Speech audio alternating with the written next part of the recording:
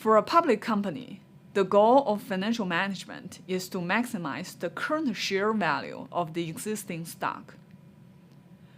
If the company does not have stocks traded in public market, the goal is to maximize shareholder wealth.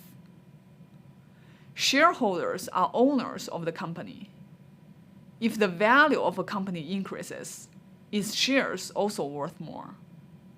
This goal provides a very clear direction for financial management. It's also easy to evaluate. You can check the stock market and get real-time stock price information. Some of you may wonder, why maximizing profit is not the goal of a corporation? It seems like a common sense that corporations maximize their profits.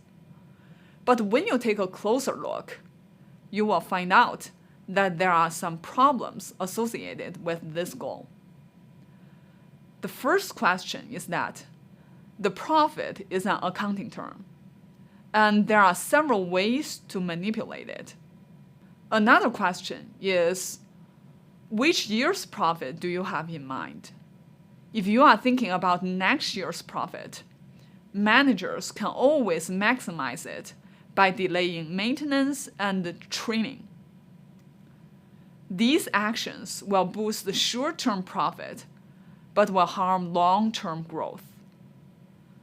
There's no consensus as of what the appropriate time horizon of profit maximization is. This goal is not as clear as maximizing current share price. Here, I want you to think about a question.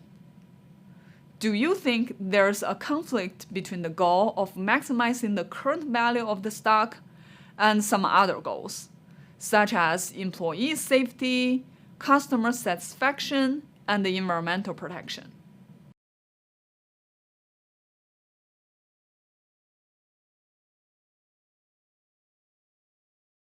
The answer to this question is that, in general, these goals are not conflict with each other. Because the stock market is believed to be largely efficient, although not perfectly efficient. The information will be reflected in the market, even if not immediately. In the long run, investors will value it. To dig further into the question, we want to introduce the concept of stakeholders. Who are the stakeholders of the company? The stakeholders include all the parties related to the business, including their employees, customers, suppliers, creditors, and the society. The first group of stakeholders is the company's employees. Nowadays, companies are more willing to invest in their employees. A lot of companies offer benefits to employees such as insurance, paid leave, retirement plan, and other perks. They improve working conditions and create opportunities for employees to accumulate their human capital. They motivate their employees and help them to achieve their professional goals. All these practices seem costly from appearance, but they will help companies to attract more talents to work for them. And in return, employees will create more value for the company and the shareholders. Customers are also important stakeholders of a company. If a company serves their customers with high-quality products and services, innovate new products, and remain competitive in the industry, the results will be an increase in sales. And customer loyalty will greatly improve the value of a business.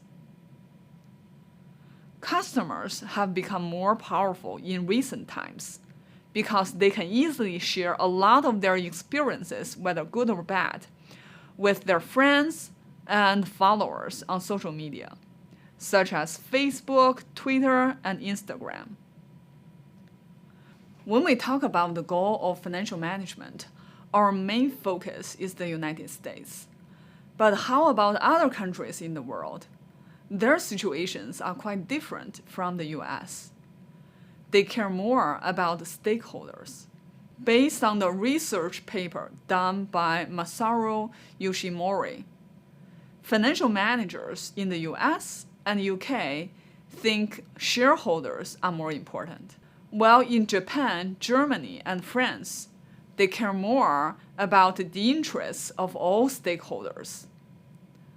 Other parties are also powerful in their culture. For example, in Germany, almost half of the board of directors are chosen by workers. In this case, maximizing shareholder wealth is not the only goal of the financial manager.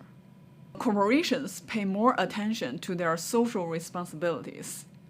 In addition to financial goals, corporations also fulfill social, ethical, and environmental responsibilities. Here, I want to share with you the story of Tom's. Tom's is a shoe company famous for its one-for-one business model. Based on this charitable donation model, for each pair of Tom's shoes purchased by its customers, a pair of new shoes is given to a child in the developing world.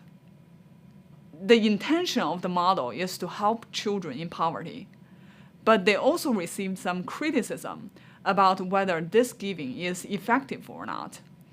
What is the impact on the local shoe industry, and whether this model is sustainable or not? Later on, the company's model for giving has evolved. If you buy a pair of shoes, consumers were given a wide variety of choices.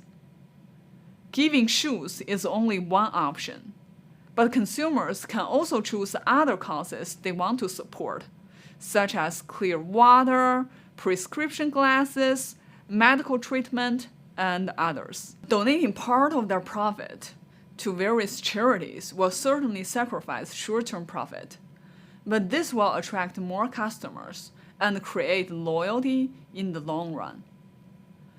But how much social responsibility should a business take? It's a question you may want to think about as you run your own business.